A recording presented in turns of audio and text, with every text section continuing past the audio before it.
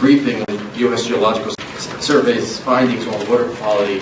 I'm Michael Goff, the president of the Northeast Midwest Institute, and we're pleased to be co-sponsoring the program today with our colleagues of the Water Environment Federation and the National Groundwater Association. Just some background for those of you joining us for one of your first briefings. Since 1991, when it was established by Congress, the National Water Quality Assessment Program has worked to examine this critical question: what is the status of the nation's water quality? And is it getting better or worse? Well, we'll hear that in a few moments. And over the past 25 years, just as background, the NAWQA program, along with the Northeast Midwest Institute and other organizations, have teamed to brief policymakers, including on Capitol Hill, on water quality. And this is a continuation of that long-standing effort, that commitment. We're proud at the Institute to be part of this, to be part of informing you about the assessment's results and what they mean for the current status and future quality of our nation's groundwater. Moderating today's program will be Dr. P. Patrick Leahy. And Dr. Leahy is just extraordinarily perfect to be speaking with us today and moderating our program.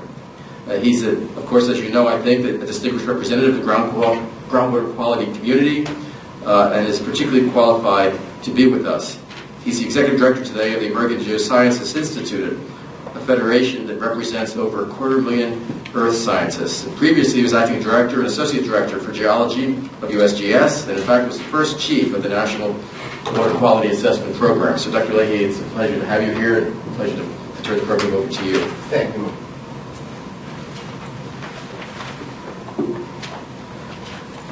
Well, welcome everyone, and I guess there's nothing like a snow day in Washington, D.C., but perhaps the day after the snow day is more memorable in many regards. So thank you all for coming. I think this is a terribly important briefing, and I hope that you're as impressed with the findings as I have been. The briefing is entitled "The Quality of Our Nation's Groundwater," and there's a flyer that you've all seen on it. And it's based on findings that were produced by the National Water Quality Assessment Program of the U.S. Geological Survey. And in the 1990s, I had the honor to serve as the first chief of the National Water Quality Assessment Program. And I can tell you that from those early days, it has been remarkable in terms of what this program has accomplished. And although 20 years has passed, give or take, every time I see a product come out of the NAWQA program, I'm even more impressed in terms of sort of the early thinking that went into the program. It's really evolved very, very nicely and really satisfying the needs of the program and the desires of the program that Michael pointed out so effectively. Couple things that come to mind in terms of accomplishments that jump right to the forefront when I think about the NAWQA program. One was the MBTE effort in terms of finding that in groundwater and raising an awareness in terms of the challenges associated with that gasoline additive. And I notice Kevin Dennehy with the USGS is in the audience, and I believe he was project chief of the study unit in Colorado that first brought that emerging issue to the forefront. And the other area that really struck me is the development of the Sparrow model. That really allows a predictive capability in terms of ungauged areas of streams and so forth, in terms of being able to determine the impacts of changing sources and so forth in terms of receiving waters like streams and estuaries. And a very, very important tool for decision makers as they look at various scenarios in terms of the future. So I think just those 2 points itself, in my mind, almost justify the program. But having said that, I do want to take a couple moments to discuss and just highlight what I would say a few points that about the NAWQA design that from its earliest days have served the program exceptionally well. Obviously, today we'll be talking about groundwater, and as you can see from some of the factoids that have been floating around up there, this is a critical resource. Basically, 1 person in 3 in the United States rely on groundwater for a source of drinking water. So it's not to be taken lightly, but unfortunately it's often overlooked in terms of, I remember years ago when my daughter was a brownie, I went to the brownie troop, and I asked him, I said, where does your water come from? And this little girl raises her hand and says, I know exactly where it comes from. It comes from the tap. You turn on the faucet. So, I mean, to me, that was, as a hydrologist, sort of highlighted the level of sophistication out there. Not a wrong answer, but I suspect in a poll we would find most Americans would say that same answer. Well, I did want to talk about the design, and these have served us well over the years. First of all, water samples are collected at the well prior to any treatment, so really they're reflecting what's in the aquifer that's being tapped. They are not treated water samples that are being analyzed, and that's important to recognize. They are analyzed for a wide array of constituents and physical properties, and chemical properties, including many not measured in monitoring programs that are designed to assess drinking water compliance. And that's important because that wide array of constituents and the publication goes through those constituents very, very well is important because the program is not only looking at the common things we think of in terms of human health criteria and so forth, but it's looking for those emerging contaminants too. But it's important to note that today's briefing will specifically be looking at groundwater conditions related to human health criteria. The analytical methods used are designed to really be state-of-the-art, to measure constituents at the lowest concentration possible. And one would say, well, that's expensive. Many of these techniques had to be made almost in a custom fashion. Why would you invest in something like that? Well, really what it gets back to is we really want to look at some of those emerging constituents too, like MBTE that I mentioned. That was not a human health criteria when we started seeing that routinely in groundwater. The other issue that I think is terribly important, but the assessment itself was guided by a nationally consistent design, and that's terribly important in terms of how you collect a sample, how you define where you're going to collect a sample, what you sample for, how you handle the sample, all of those things. What this allows this program to do, and I believe it's unique across the federal government and across state government as well, it allows a regional and national comparability. And that's really what you want to be able to accomplish with a federal program like this. I also think that it's important is that you can define whether an issue is isolated or whether it's widespread. There will always be isolated issues out there, and they can be dealt with on a one-on-one basis, but really the greatest concern or the greater concern should be, is this regionally or nationally a major issue? Because that affects major policy making in the United States.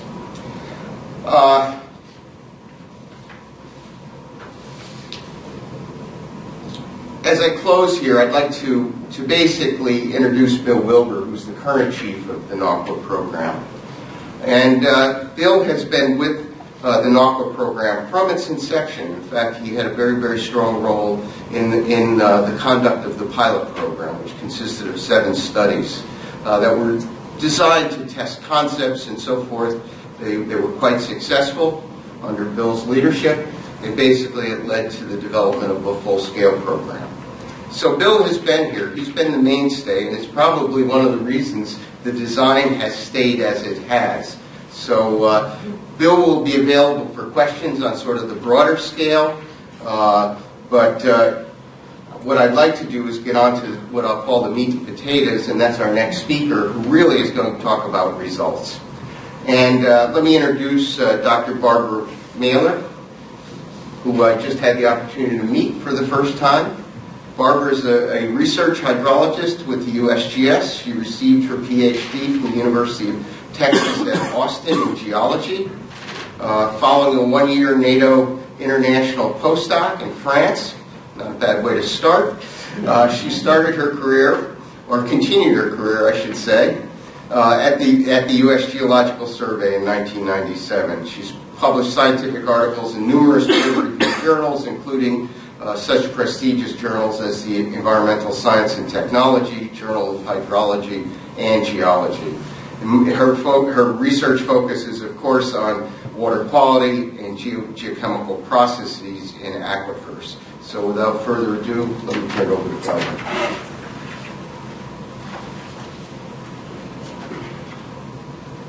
Thank you very much, Pat, for that introduction. And kudos to all of you for being here this morning. And it truly is an honor for me to be here to share with you the results of the first 2 decades of the USGS NAQUA program, the National Water Quality Assessment Program, which is a mouthful, so we say NAQUA. The NAQUA program studies of the quality of our nation's groundwater, our invisible and vital resource. Every day, billions of gallons of groundwater are pumped for irrigation, for agriculture, and as a reliable source of drinking water for millions of people.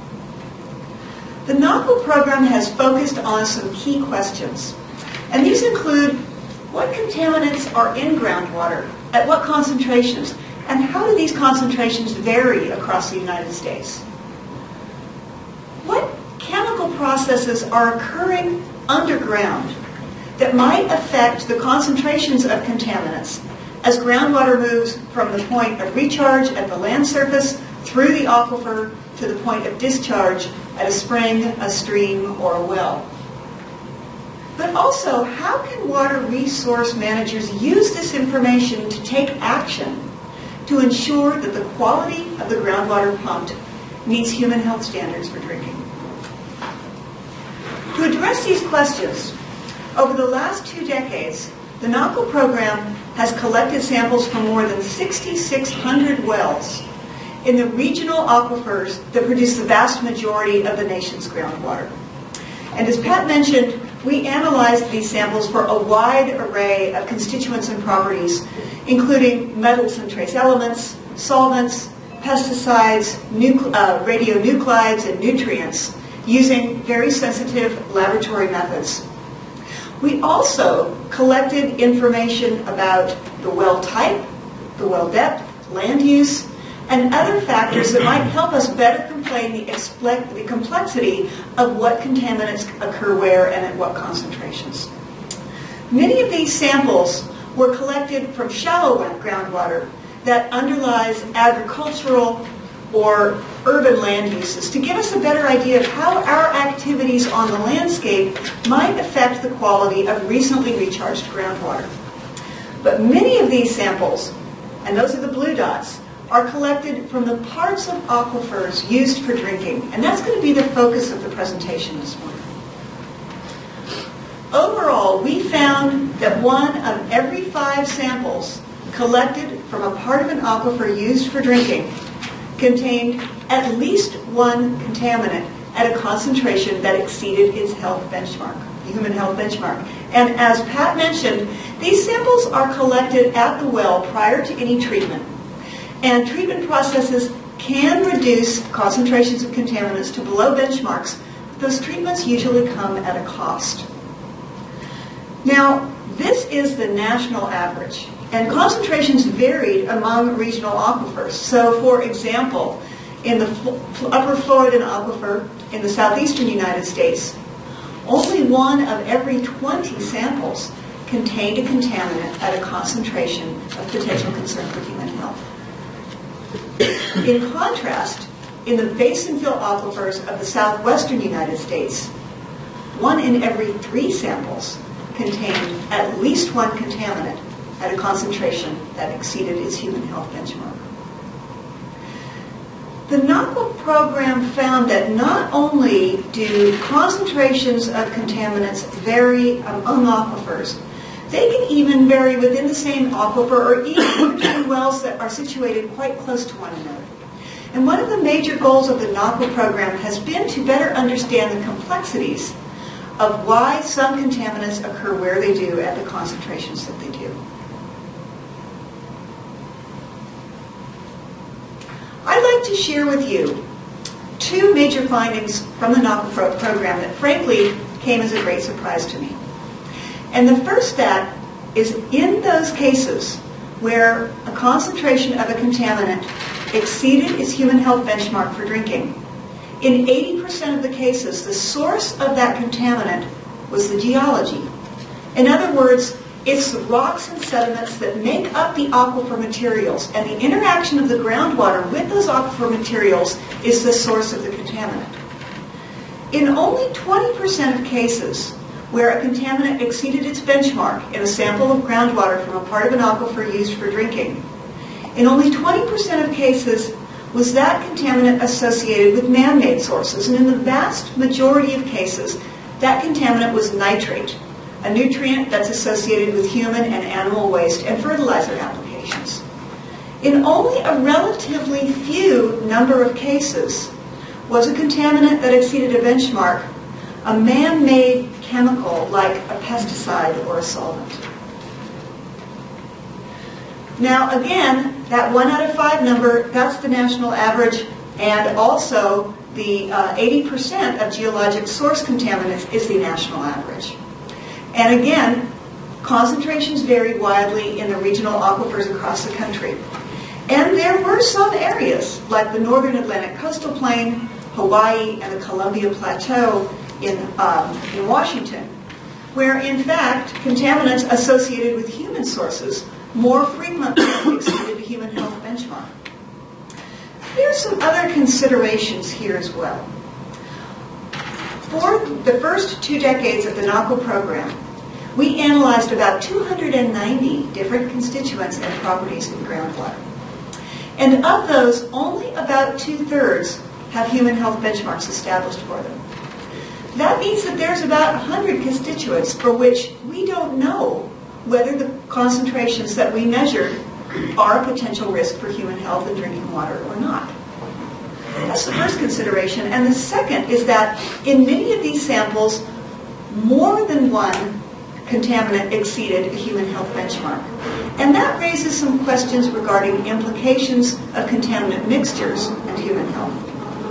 The NAQA program has determined that there are 5 factors that have a major effect on groundwater quality. And now I'd like to share with you the second thing that came as a surprise to me. Because given that geologic constituents are those that are most likely to exceed human health benchmarks in groundwater, it's tempting to think, well, if those contaminants are coming from the aquifer, then there's nothing that we can do about it. But that would be wrong. Because the second surprising thing that I learned from the NAQA studies is that in many cases, human actions, the way we use our water resources, both groundwater and surface water, can have a profound effect on these factors and therefore on concentrations of contaminants in groundwater, even contaminants that have a geologic source. So let's take a quick look at how each of these factors might affect groundwater quality and how human actions can play a role. Long before humans were around, there were sources of what we consider contaminants. And these are the rocks and sediments that make up aquifers. Because these aquifer materials can contain minerals that can contribute trace elements and metals to the groundwater. But as humans, we've added considerably to the potential inventory of groundwater sources.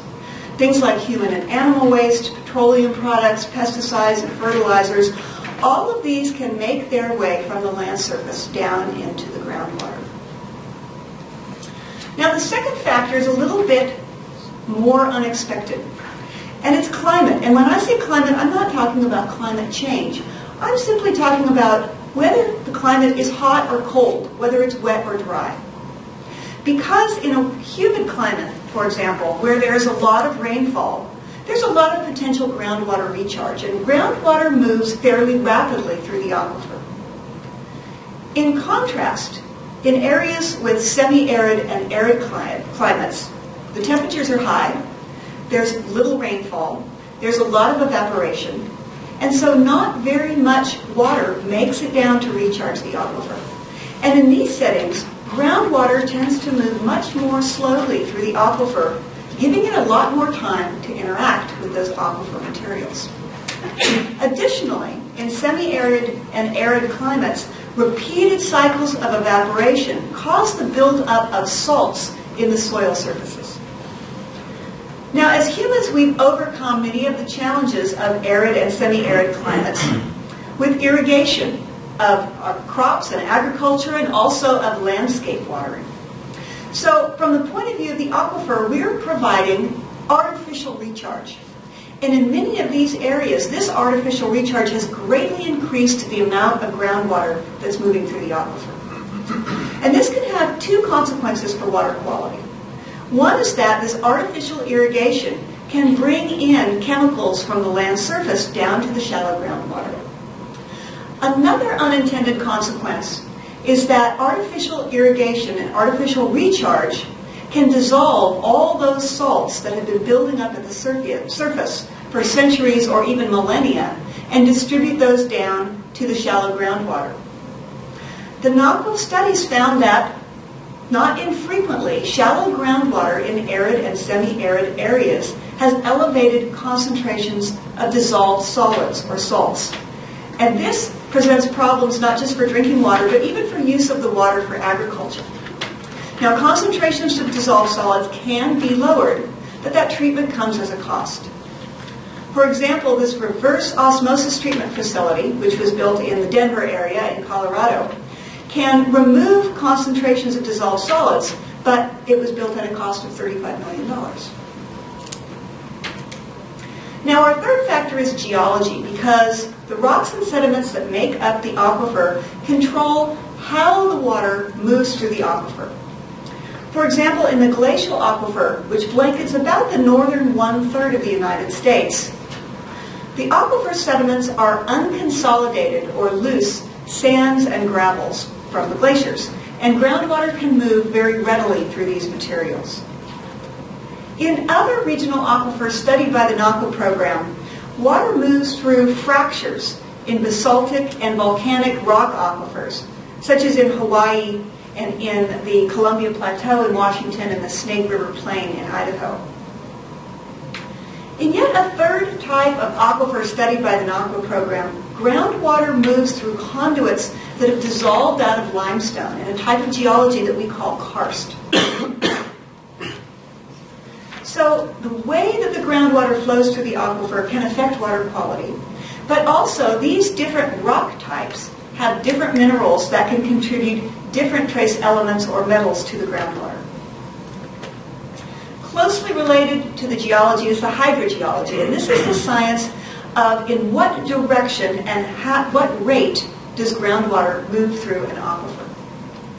In an unperturbed scenario, the source of the recharge is precipitation, and precipitation that makes it down through the soils to the water table recharges the aquifer. That recharge moves through the groundwater system to discharge at a spring or a stream or a lake. Now, when we install a well, we alter the hydrogeology. We're now discharging water from the well itself, and we've lowered the water table in the vicinity of the well. That pulls groundwater toward the well. And in fact, it can even pull water from a stream toward the well, rather than having the water move in the other sense. The NACO studies of the vulnerability of public supply wells to contamination have found that the presence or absence of something we call preferential pathways can have a profound effect on contaminant concentrations. A preferential pathway is a part of an aquifer through which water can move without impediment. So this might be a fracture or a karst conduit or even a layer of gravel in an unconsolidated aquifer. And water can move very rapidly, and contaminants can also move very rapidly through these preferential pathways to a public supply well. At a larger scale, another aspect of the hydrogeology that has a very large effect on groundwater quality is the presence or absence of a confining layer. And this is a layer of geologic material that has low permeability, like clay. So groundwater in the shallow, unconfined aquifer doesn't move down into that lower, confined aquifer. But humans have altered the hydrogeology at the local scale by the installation of things called multi-aquifer wells. And these are wells that are open to and pump groundwater from both the upper unconfined aquifer and the lower confined aquifer. When a multi-aquifer well is not being pumped, that well bore can serve as an artificial preferential pathway. It can allow water from one aquifer to bypass the confining layer and move down into the other aquifer. And this can have some very interesting implications for groundwater quality. And our final factor is geochemistry. The geochemical processes that take place within an aquifer can transform concentrations of contaminants. The NAQUA studies found that a geochemical condition that has a profound effect on groundwater quality is something called the redox condition. And simply put, that's whether the groundwater contains oxygen, is oxic, or does not contain oxygen, is anoxic. So in this example, the aquifer sediments on the right are red because the groundwater is oxic. And in oxic conditions, iron hydroxides that are in the water adhere to the sediments. And this plays an important role in groundwater quality because some other trace metals, things like arsenic and manganese, can also adhere to the iron oxides, and that removes them from the groundwater. Now, in contrast, the sediments on the right are in anoxic groundwater, and that's why they're white. Because in anoxic groundwater, those iron hydroxides, think of it as rust, those stay dissolved in the water, and so does the arsenic and the manganese. And the NAQUA studies found that in anoxic groundwater, concentrations of contaminants like arsenic were likely to be much lower. Now, there are other geochemical conditions that can play an important role, things like the acidity or pH of the groundwater and the alkalinity of the groundwater. All of these can affect concentrations of contaminants in groundwater. And we can change the geochemistry of groundwater in a number of different ways, through the application of some chemicals at the surface, or by, say, injecting fresh water down into deeper groundwater. We can change the geochemistry. Now, it's not that oxic water is good and anoxic water is bad, because there are some very beneficial processes that occur in anoxic groundwater. One of those is the transformation of nitrate into harmless nitrogen gas like we breathe in the atmosphere. And this occurs only in anoxic conditions. The national results of the NAQUA studies found that concentrations of nitrate in anoxic groundwater tended to be very low. Even in shallow groundwater underlying agricultural areas with intensive application of nitrogen-containing fertilizers. So we've seen briefly how each of these factors can affect groundwater quality. But the NAQUA studies found that more frequently these factors interact, and sometimes in complex ways. Let's take a look at some examples of how the interaction of these factors and human contributions can affect the quality of groundwater. Our first example is in the High Plains Aquifer in the central part of the United States. And this is where the famous Ogallala Aquifer is located. You may have heard of that. And in this area, there are hundreds of multi-aquifer wells that have been installed to provide the high volumes of irrigation needed for agriculture in the region. Our contaminant source here is the geology, because in some areas, the aquifer sediments contain uranium. Climate plays a role because the climate dictates that the irrigation is needed for the agriculture, which is the economic driver in the region. Hydrogeologically speaking, the aquifer system is a alternating layers of aquifers and confining layers. And in an unperturbed scenario, these confining layers prevent the water from one aquifer to traveling down into the other. However, with the installation of multi-aquifer wells, we've changed the hydrogeology at the local scale. So, for example, when a multi-aquifer irrigation well is not pumping, like in the wintertime, groundwater from that upper aquifer can move down the wellbore into the lower aquifer. Now, where the geochemistry comes in is that the water in these two aquifers is distinct. They have distinct geochemistries. When the water from the upper aquifer moves down to the lower aquifer and those groundwaters mix, it changes the geochemical conditions and it causes the aquifer sediments to release uranium into the groundwater. Now, in our example here, which is in York, Nebraska, this is a real place, there's a public supply well that's located about half a mile from the multi-aquifer well. In the winter, when the irrigation well is not pumping, the groundwater is mixing and uranium is being released, the water pumped from the public supply well has elevated concentrations of uranium.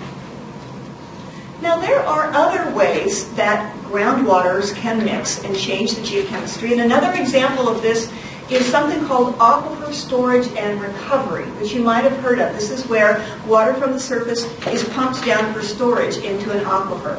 And this also can cause the groundwater chemistry to change. When we mix shallow water and deep water, we can change the geochemistry and release trace elements like we've seen in this example. Or we can also pull some of the chemicals or dissolved solids that are in the shallow groundwater. We can pull those down into the deeper part of the groundwater that's used for drinking. And the NACA studies identified many areas where this type of groundwater mixing and affecting contaminant concentrations. This is occurring not just in the High Plains Aquifer, it's also occurring in the Salt Lake Valley in Utah and the California Central Basin. And also the Tampa area in Florida. By identifying not just why the contamination is occurring, but identifying why, this can be very useful for groundwater managers who can then look for solutions, which might include things like rethinking use of multi-aquifer wells or more informed siting of aquifer storage and recovery facilities. So another situation where our siting of public supply wells can affect groundwater quality is in the glacial aquifer system, and specifically in the Corn Belt, which is in the central part of the United States. The geology of the glacial soils is such that they are very fertile, but they're relatively impermeable. So rainfall and irrigation tends to pond at the surface. In order to make this area more amenable for agriculture, historically, vast networks of artificial drains called tile drains have been installed below the surface to drain off excess water from the root zone. Now, our potential contaminant source here is the fertilizers and pesticides that are applied to the cropland. And in this area, the excess is drained away with the excess root zone water by the tile drains. As a result, the nutrients and pesticides don't tend to make it down into the groundwater. And in fact, the NACA studies found that concentrations of nutrients and pesticides in groundwater in the Corn Belt are relatively low. So how then might that affect groundwater and public supply wells?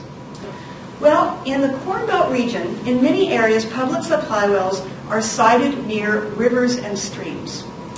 And those tile drains are routing water from the soil zone into ditches, which then flow into rivers and streams. What we find is that when we install a well, we change the hydrogeology. We're now pulling water from the stream through the groundwater system toward the public supply well, rather than the other way around. The NACA studies found that those public supply wells that were located near streams in the Corn Belt tended to have higher concentrations of nutrients and pesticides than those wells that were sited farther from streams.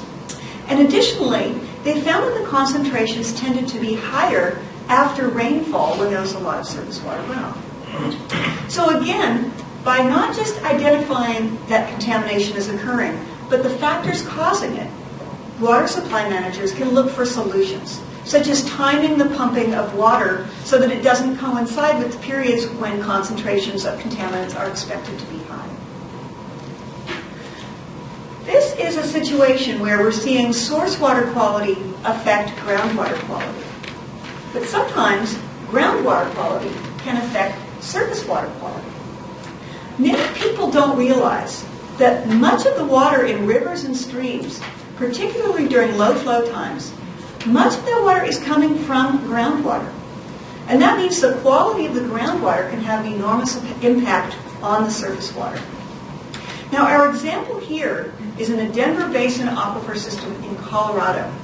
And this is a case where groundwater is contributing high concentrations of selenium to Tollgate Creek. Selenium is a trace element that it's been known for decades in soils and plants to cause illness or sickness for livestock. And later in the 20th century, the U.S. Forest Service established that concentrations of selenium in water were causing skeletal deformities and toxicity to animals like fish and birds. And you might be familiar with a very well-known case of selenium contamination at the Kesterson National Wildlife Refuge in California. Well, our situation here is in Tollgate Creek, which is near Aurora, Colorado. And here, the contaminant source, again, is the geology. The aquifer sediments are made up of volcanic ash. And that volcanic ash naturally contains high concentrations of selenium. Where the climate plays a role is that because the climate is semi-arid, over thousands of years, the selenium in the ash has concentrated into selenium-rich layers within the aquifer. Now, where does the geochemistry come in? Well, more recently, as this area has been developed for suburban housing developments, there's an increased amount of landscape watering. That landscape watering is artificial recharge, and it's providing oxygenated, here's the geochemistry, oxygenated water down into the aquifer, which is causing the selenium to dissolve into the groundwater. Now, that artificial recharge is also affecting the hydrogeology, because historically the groundwater table was low, and Tollgate Creek provided water to the aquifer. But with this additional recharge, during some periods of the year, the water table has risen to the point where a lot of the time the groundwater is now contributing selenium-rich water to Tollgate Creek. And through much of the year, concentrations of selenium in the creek are exceeding aquatic life criteria for the Colorado area. This is an example of where groundwater quality is affecting surface water quality. And the NAQUA studies identified many situations where this is the case. And a very important one is Chesapeake Bay. Of the tributaries that flow into Chesapeake Bay, 50% of the nitrate in those tributaries is coming from groundwater. So there are many cases where, in order to better understand the water quality and surface water, we also need to understand the interaction with the groundwater system.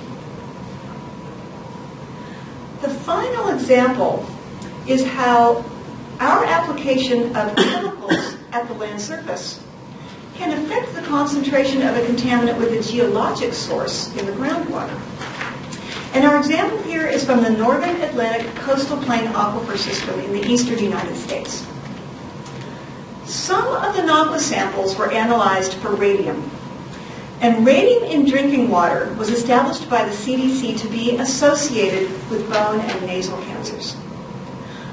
Of the samples from the North Atlantic Coastal Plain that were analyzed by NAQUA, 1/3 of those contained radium at a concentration that exceeded its human health benchmark.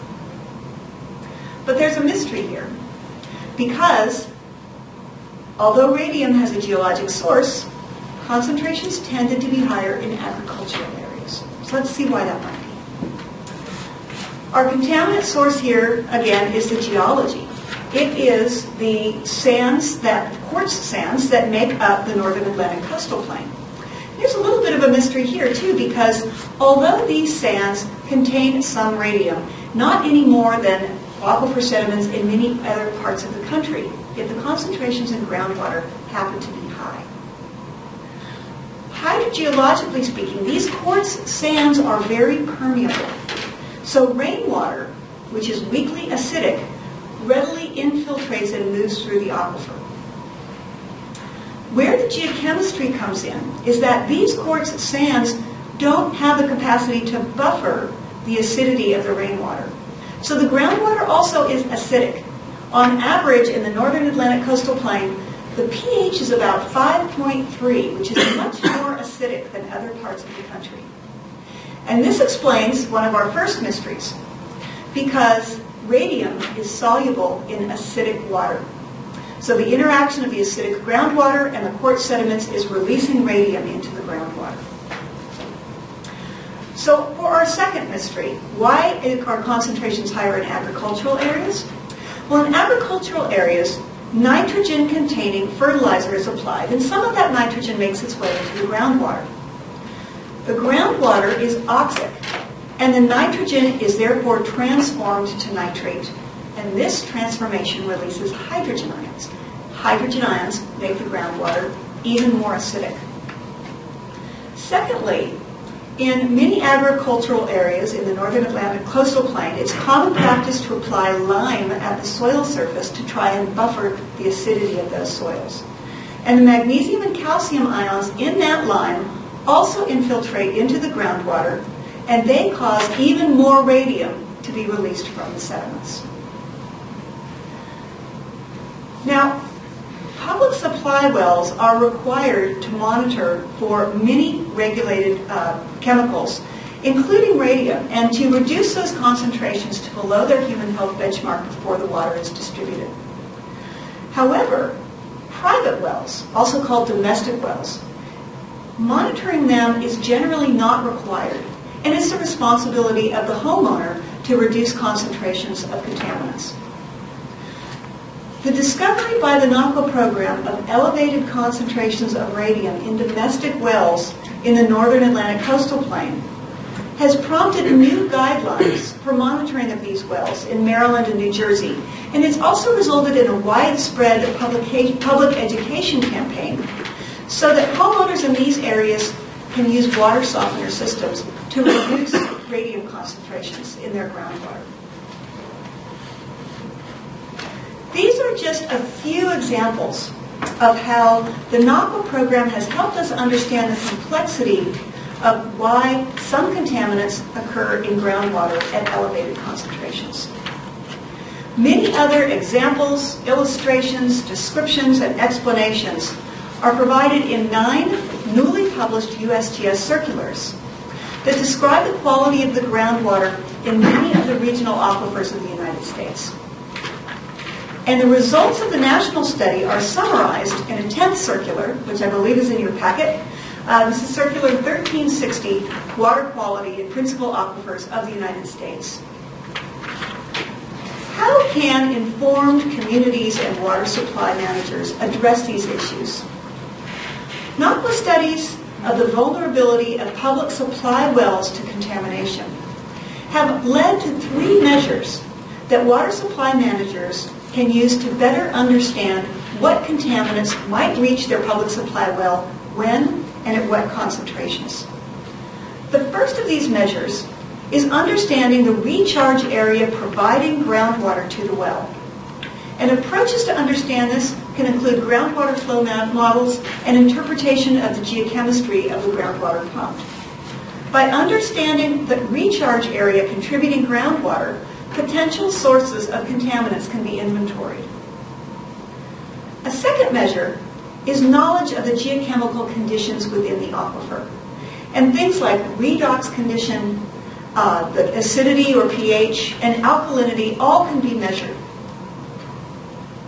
The third measure is understanding the age of the groundwater that's pumped from the well, or the mix of ages. This is important because young, recently recharged groundwater is much more likely to contain man-made contaminants, whereas old groundwater that's moving through the aquifer for centuries or even millennia is much more likely to contain elevated concentrations of contaminants with a geologic source. Together, these 3 measures, recharge area, groundwater geochemistry, and groundwater age, these could be a very powerful tool for groundwater managers to better understand where concentrations of a contaminant might be elevated. In the case of widespread contamination, how long it might take a contaminant to reach a public supply well. Or conversely, in the case of efforts to protect source water areas, how long it might take to see an improvement in the quality of the groundwater pumped. These factors, additional measures, and tools are described in USGS Circular 1385, which directly addresses factors that affect public supply well vulnerability to contamination. Through the NAQA program, we found that understanding what factors affect groundwater quality, we can use this information to create large-scale statistical models that predict where a contaminant is likely to occur in groundwater and even at what concentration. In the Southwest Basin fill aquifers, for example, geology, climate, and hydrogeologic setting are key to predicting where arsenic is likely to occur at concentrations that exceed its human health benchmark. And this type of information is invaluable for water supply managers in this water-scarce area. And this is just the beginning, because ongoing NAQA studies over the next decade will be using this type of information to produce predictive maps like this for regional aquifers across the country and for a range of contaminants. A second focus of ongoing NAQA studies over the next decade will be continued monitoring, but here also monitoring the quality of water in very deep aquifers, which is the source of most of our public drinking water supply. The wells sampled are distributed across regional aquifers, and they will help to provide a three-dimensional picture of groundwater quality across the nation. And yet, a third focus of the ongoing NAQA studies is understanding how groundwater quality might be changing. Things like drought, resource extraction, agricultural practices, suburban development, all of these are expected to affect not just groundwater quantity, but groundwater quality as well. And over the next decade, we will be resampling more than 2,000 wells to get a better picture of how the factors and our human actions are affecting groundwater quality and its changes. There will be a meeting in May that presents many more details on the next decade of NAQA studies. And you are invited to come. It's open to the public, and there will be an opportunity to have input and discuss potential collaborative efforts. When you signed in, if you signed in, we now can contact you and provide you with an announcement of announcing this meeting, which will be just a couple of months. So what we found through the NAQA studies is that many factors and human actions can affect the quality of groundwater. And by understanding how this occurs, we can more wisely develop and protect our groundwater resources, which is our nation's invisible and vital resource. This wraps up my presentation for this morning, and I thank you very much for your attention.